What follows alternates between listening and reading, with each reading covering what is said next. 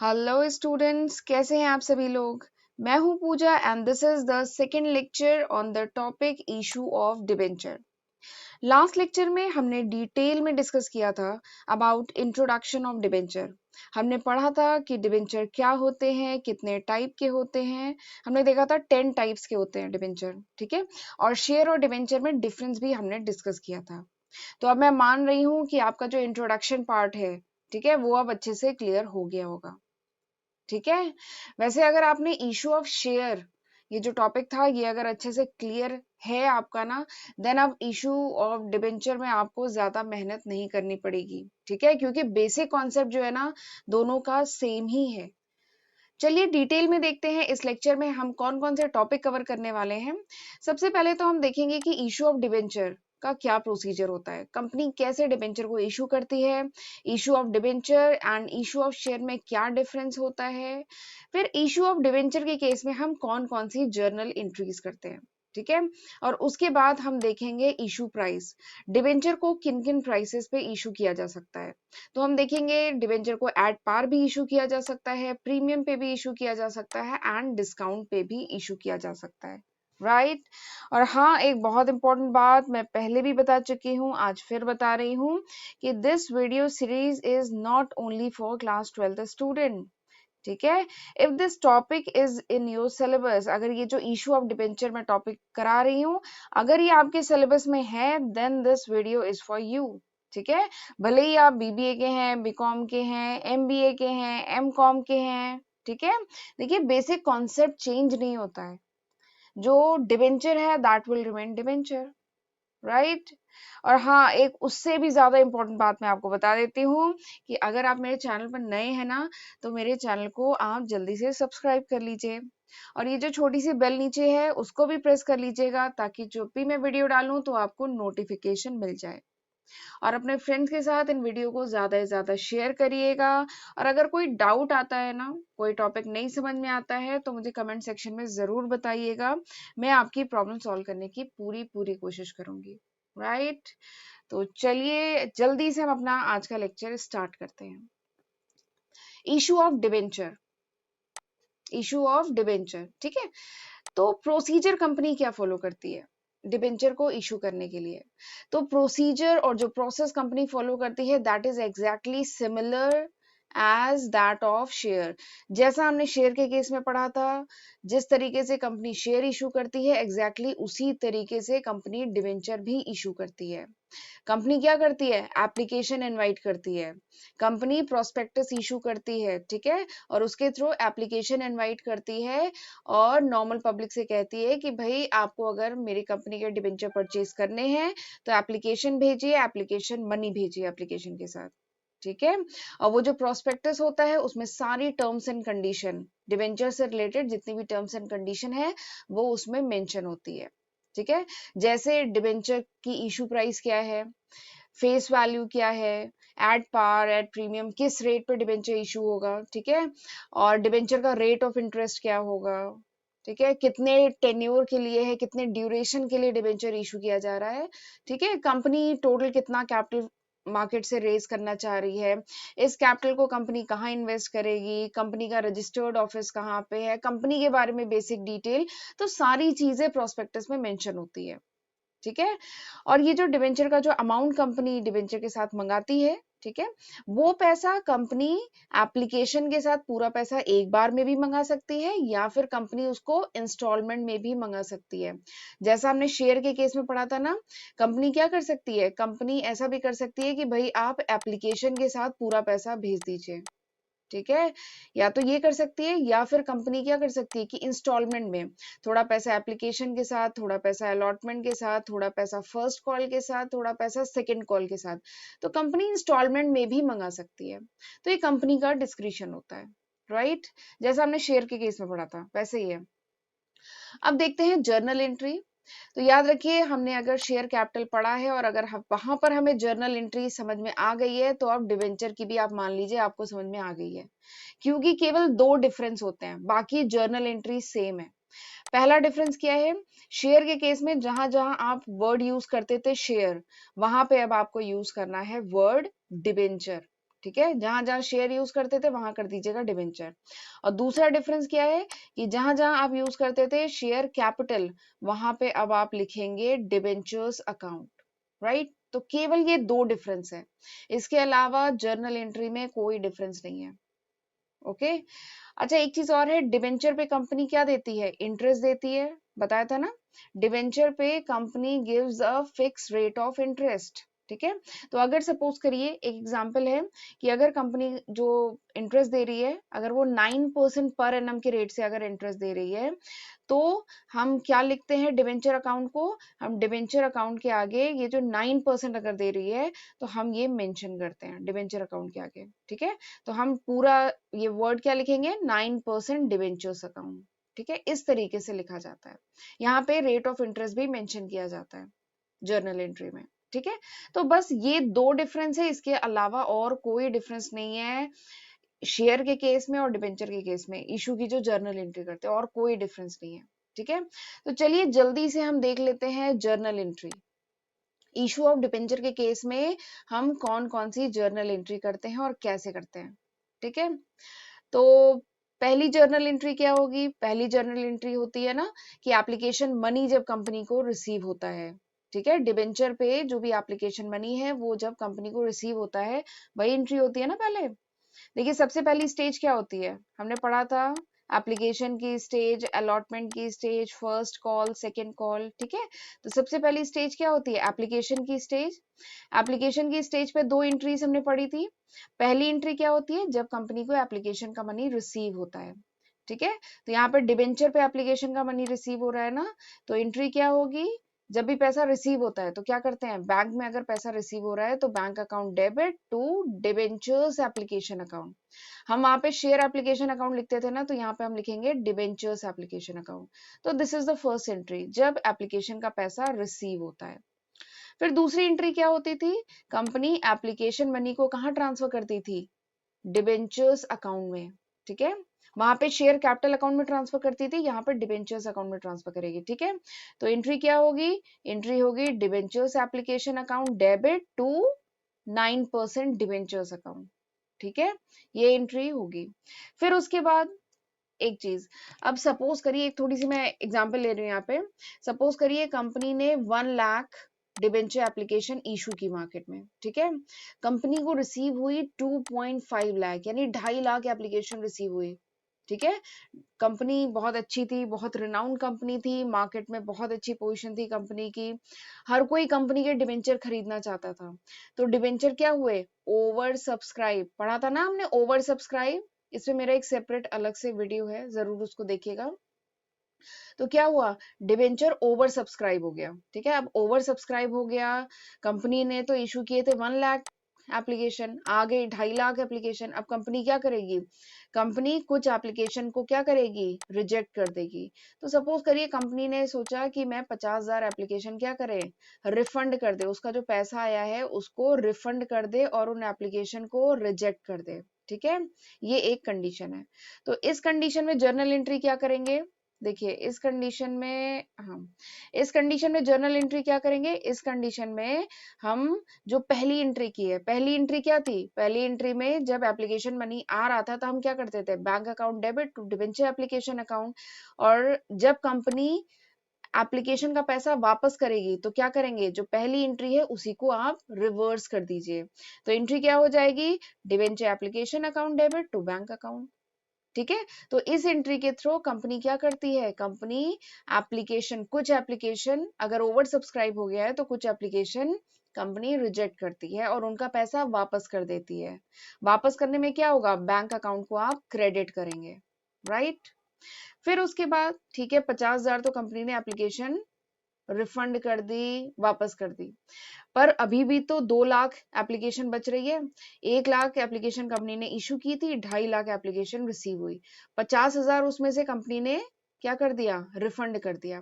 But अभी भी तो 2 लाख एप्लीकेशन कंपनी के पास बच रही है। तो अब कंपनी क्या करती है, याद करिए कंपनी क्या करती है, बता चुकी हूं मैं। कंपनी अब करेगी pro rata allotment. Pro rata मतलब एक प्रॉपर प्रपोर्शन में प्रो राटा पे भी मेरा एक सेपरेट वीडियो है, ठीक है। प्रो राटा मतलब क्या होता है, एक प्रॉपर प्रोपोर्शन में कंपनी सभी शेयर मतलब शेयर होल्डर नहीं, डिबेंचर होल्डर को क्या करेगी, शेयर डिबेंचर अलॉट करेगी। बार बार मेरे मुंह से शेयर ही निकल रहा है, डिबेंचर अलॉट करेगी, ठीक है। तो इसमें एक proper proportion, proper ratio company decide करती है। तो सपोज करिए इस केस में कंपनी ने डिसाइड किया है 2:1। इसका क्या मतलब है कि जिसने 10 शेयर के लिए अप्लाई किया उसको 5 शेयर दो, जिसने 20 शेयर के लिए अप्लाई किया उसको 10 शेयर दो, ठीक है। तो 2:1 के रेशियो में, नॉट शेयर, डिबेंचर दो, ठीक है। तो सपोज करिए मैंने 20 डिबेंचर्स के लिए एप्लीकेशन दी थी, तो मुझे क्या होगा, 10 डिबेंचर अलॉट होंगे, राइट। तो अब अगर मुझे 10 डिबेंचर अलॉट होते हैं, ध्यान से समझिएगा, अगर मुझे 10 डिबेंचर अलॉट होते हैं तो उस केस में क्या हुआ, मेरा एक्सेस एप्लीकेशन मनी कंपनी के पास पहुंच गया है। मैंने तो पैसा कंपनी को 20 डिबेंचर के हिसाब से दिया था, ठीक है, बट मुझे तो कंपनी ने 10 डिबेंचर अलॉट किया। क्यों? क्योंकि ओवर सब्सक्रिप्शन हो गया, बहुत सारे लोगों की एप्लीकेशन आ गई, तो कंपनी ने 20 डिबेंचर की जगह मुझे 10 डिबेंचर दिए, ठीक है। तो मेरा पैसा तो कंपनी के पास ज्यादा पहुंच गया ना, मैंने तो 20 के हिसाब से पैसा भेजा था एप्लीकेशन के साथ। तो उस केस में कंपनी क्या करती है, कंपनी जो एक्सेस एप्लीकेशन मनी है उसको क्या करती है, एडजस्ट करती है। किसमें एडजस्ट करती है, डिबेंचर अलॉटमेंट अकाउंट में, राइट। तो हम क्या करेंगे, एंट्री होगी debenture application account debit to debenture allotment account, ठीक है। एप्लीकेशन का जो एक्सेस मनी पहुंच गया था उसे कंपनी अलॉटमेंट अकाउंट में शिफ्ट करती है, ट्रांसफर करती है, ठीक है। तो ये बेसिक एंट्री होती है। अगली एंट्री देखते हैं, अगली एंट्री किस स्टेज की है, अगली एंट्री है अलॉटमेंट की स्टेज की। हम जानते हैं अलॉटमेंट की स्टेज पे भी दो एंट्रीज होती हैं, कौन कौन सी एंट्री होती है, पहली एंट्री होती है ड्यू की, दूसरी एंट्री क्या होती है, रिसीव की। ड्यू की स्टेज पे क्या एंट्री होती है, ड्यू की स्टेज पे कंपनी कहती है कि भाई आपका जो अलॉटमेंट का मनी है वो अब ड्यू हो गया है, डिबेंचर्स होल्डर को लेटर भेजती है और कहती है कि भाई आपके अलॉटमेंट का जो पैसा है वो ड्यू हो गया है, भेजिए, ठीक है। तो एंट्री क्या होगी, debenture allotment account debit to 9% debentures account, ठीक है। फिर उसके बाद डिबेंचर होल्डर क्या करते हैं, अलॉटमेंट का पैसा भेजते हैं। जब पैसा भेजेंगे तो बैंक में आएगा ना, तो बैंक अकाउंट को हम करेंगे debit, bank account debit to debentures allotment account, right. फिर अगली स्टेज क्या होती है, अगली स्टेज होती है फर्स्ट कॉल की। फर्स्ट कॉल में भी दो एंट्रीज होती है, हम जानते हैं कौन कौन सी एंट्री, पहली एंट्री होती है ड्यू की, दूसरी एंट्री क्या होती है, रिसीव की। ड्यू की स्टेज पे कंपनी फिर से लेटर भेजती है डिबेंचर होल्डर को और बोलती है भाई आपके डिबेंचर का जो फर्स्ट कॉल का पैसा था वो ड्यू हो गया है। तो एंट्री क्या होगी, debenture first call account debit to 9% debentures account, ठीक है। फिर जब पैसा आ जाएगा तो एंट्री होगी bank account debit to debentures first call account, right. तो इस केस में कंपनी ने फर्स्ट कॉल तक ही कॉल किया है, ठीक है। बट इसके आगे सेकंड कॉल भी हो सकती है, थर्ड कॉल भी हो सकती है, तो सेम जैसे आपने ये एंट्री किया ना इसी को रिपीट करते जाइएगा, फर्स्ट कॉल की जगह सेकंड कॉल, सेकंड कॉल की जगह थर्ड कॉल, ठीक है। ध्यान क्या रखना है, पहले ड्यू की एंट्री होती है फिर रिसीव की एंट्री होती है, ठीक है। अलॉटमेंट में भी देखिए पहले क्या हुआ था, पहले ड्यू की एंट्री थी उसके बाद रिसीव की एंट्री थी। तो ये सिंपल सी जर्नल एंट्री होती है in case of issue of debenture, right. इस पे अब आप लोग क्वेश्चन करिएगा, मैं भी कुछ क्वेश्चंस कराऊंगी, ठीक है। अब चलिए देखते हैं डिबेंचर की इशू प्राइस। कंपनी जो डिबेंचर इशू करती है वो एट पार भी इशू कर सकती है, डिस्काउंट पे भी इशू कर सकती है और प्रीमियम पे भी इशू कर सकती है, ठीक है। अगर सपोज करिए डिबेंचर की जो फेस वैल्यू है वो 100 रुपए है और कंपनी ने 100 रुपए के डिबेंचर को 100 रुपए पे ही इशू किया, तो हम इसको कहेंगे इशू एट पार, राइट। अगर कंपनी ने 100 रुपए के डिबेंचर को 90 रुपीज पे इशू किया, थोड़ी सी छूट दे दी, ठीक है। डिस्काउंट मतलब क्या होता है, छूट, ठीक है। कंपनी ने थोड़ी सी छूट दे दी, 100 रुपए के डिबेंचर को 90 रुपए पे इशू किया, तब हम कहेंगे इशू एट डिस्काउंट। फिर अगर कंपनी बहुत ही रिनाउंड है, मार्केट में बहुत अच्छा गुडविल है, तो कंपनी थोड़ा से प्रीमियम पे भी इशू कर सकती है, ठीक है। तो 100 रुपए के डिबेंचर को अगर कंपनी ने 110 रुपए पे इशू कर दिया तो हम कहेंगे इसको इशू एट प्रीमियम, राइट। वैसे ये सब हमने शेयर के केस में पढ़ा है। तो चलिए एक बार डिटेल में देखते हैं इसको। तो issue of debenture at premium, तो अभी मैंने वही बताया था, अगर कंपनी प्रीमियम पे इशू करती है मतलब कंपनी चार्ज कर रही है ज्यादा, मोर मनी चार्ज कर रही है देन इट्स नॉमिनल वैल्यू या फेस वैल्यू। 100 रुपए के डिबेंचर को कंपनी अगर 110 पे इशू करती है तो ये जो एक्स्ट्रा 10 रुपए है, दिस इज द प्रीमियम। ठीक है, और ये जो प्रीमियम का अमाउंट है ये कहाँ क्रेडिट किया जाता है, ये हम क्रेडिट करते हैं सिक्योरिटी प्रीमियम अकाउंट में।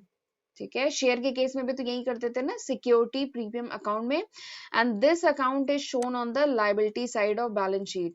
बैलेंस शीट में हम इसे कहां पर शो करते हैं, बैलेंस शीट में हम जो रिजर्व एंड सरप्लस हेड होता है ना, उसमें उसमें शो किया जाता है सिक्योरिटी प्रीमियम अकाउंट को। लायबिलिटी साइड में, बैलेंस शीट में लायबिलिटी साइड में जो रिजर्व एंड सरप्लस होता है उसमें हम इस सिक्योरिटी प्रीमियम अकाउंट को शो करते हैं। ठीक है, क्योंकि it is a kind of reserve for the company, company के लिए रिजर्व है ना, सरप्लस है इसलिए।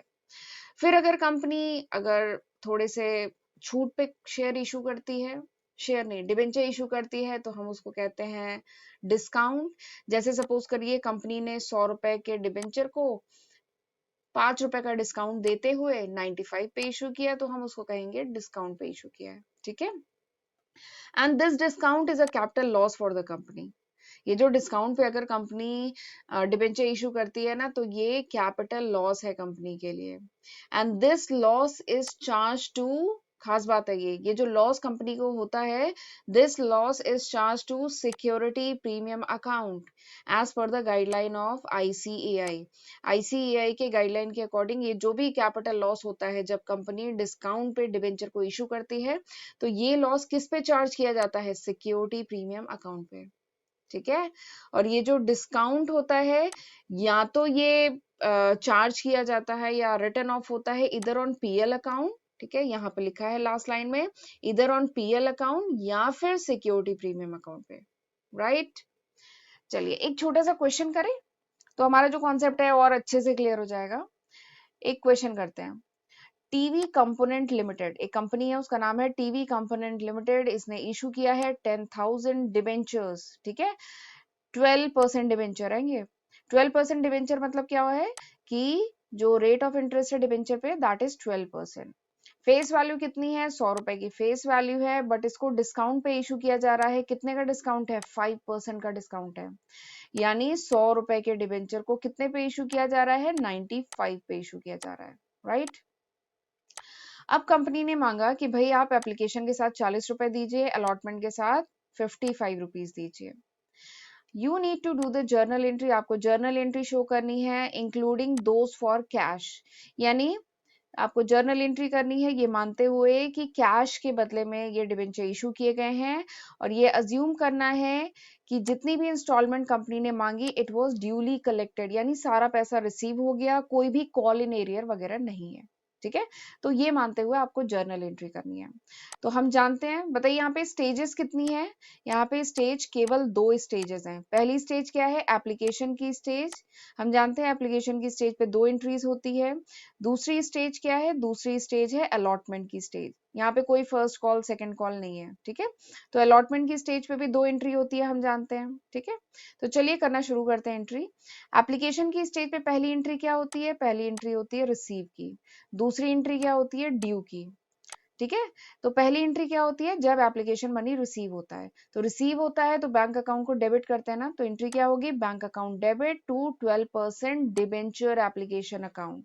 ठीक है, अमाउंट कितना होगा, कितने शेयर थे, सॉरी कितने डिबेंचर थे, 10,000 डिबेंचर थे। ठीक है, एक डिबेंचर पे कितना मांगा गया था, 40 रुपए। तो 40 रुपए डिबेंचर, एक डिबेंचर की वैल्यू एप्लीकेशन के टाइम मांगी गई, और 10,000 डिबेंचर यानी 40 multiplied by 10,000 that is 4 lakh. ठीक है, यहाँ पे ये क्वेश्चन एनसीईआरटी की बुक का है, यहाँ पे 30 गलत लिखा हुआ है। ठीक है, यहाँ 40 होना चाहिए। अगला जो है, अगला है ट्रांसफर की एंट्री, सॉरी यहाँ पे ड्यू नहीं होगा, यहाँ पे ट्रांसफर। ये जो एप्लीकेशन की स्टेज पे अगली एंट्री क्या होती है, ट्रांसफर की एंट्री होती है। ट्रांसफर के केस में क्या होता है, जो डिबेंचर एप्लीकेशन अकाउंट का जो फंड होता है उसे डिबेंचर्स अकाउंट में ट्रांसफर किया जाता है। तो एंट्री क्या होगी, 12% debenture application account to 12% debentures account, ठीक है। और इसमें क्या होता है, जो भी पैसा रिसीव हुआ है यानी 4 लाख रिसीव हुआ है उसको हम ट्रांसफर कर देते हैं, ठीक है। अगली स्टेज क्या है, अगली स्टेज अलॉटमेंट की स्टेज है। अलॉटमेंट की स्टेज पे क्या होता है, पहली एंट्री होती है ड्यू की, दूसरी एंट्री क्या होती है, रिसीव की। ड्यू की एंट्री में क्या होता है, कंपनी कहती है कि भाई आपका अलॉटमेंट का पैसा ड्यू हो गया है, भेजिए, ठीक है। अच्छा, हम लोग एक बात जानते हैं, पढ़ चुके हैं शेयर के केस में, कि डिस्काउंट की जो एंट्री होती है ना, उसे हम किस स्टेज पे शो करते थे, उसको हम अलॉटमेंट की स्टेज पे शो करते थे, ठीक है। जो भी शेयर के केस में या डिबेंचर के केस में कंपनी जो भी डिस्काउंट देती है ना, इस एंट्री को हम अलॉटमेंट की स्टेज पे शो करते हैं, ठीक है। ये हम पढ़ चुके हैं पहले, ठीक है। तो यानी इस केस में, तो इस क्वेश्चन में क्या है, डिस्काउंट पे इशू कर रहा है ना, तो हम डिस्काउंट की एंट्री यानी इस अलॉटमेंट की स्टेज पे करेंगे। तो एंट्री क्या होगी, जब ड्यू होता है तब क्या एंट्री होती है, 12% debenture allotment account debit.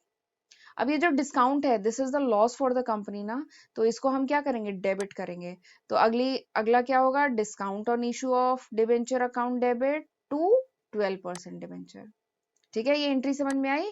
Due के केस में हम नॉर्मल एंट्री क्या करते हैं, 12% debenture account debit, debenture allotment account debit to 12% debenture account, ठीक है। लेकिन इसमें हम ये एक ट्रांजेक्शन ऐड कर देंगे, कौन सा, डिस्काउंट का।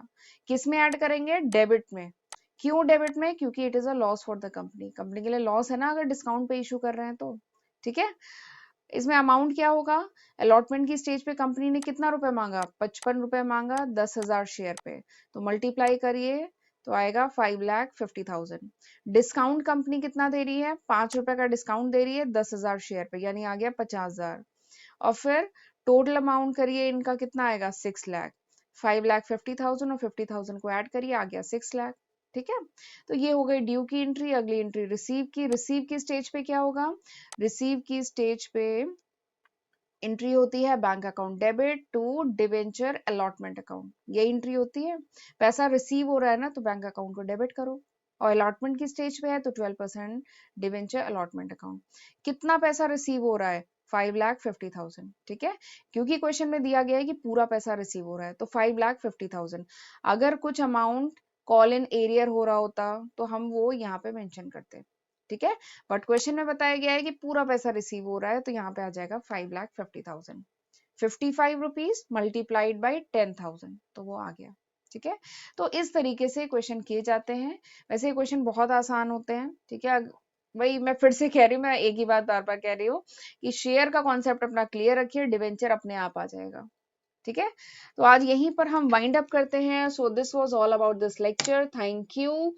और मैं उम्मीद करती हूँ कि आपको ये वीडियो समझ में आया होगा, मुझे कमेंट सेक्शन में ज़रूर बताइएगा, और अपने फ्रेंड्स लोगों के साथ ये वीडियो शेयर करिएगा please. So thank you and have a good day, see you in next lecture, God bless you.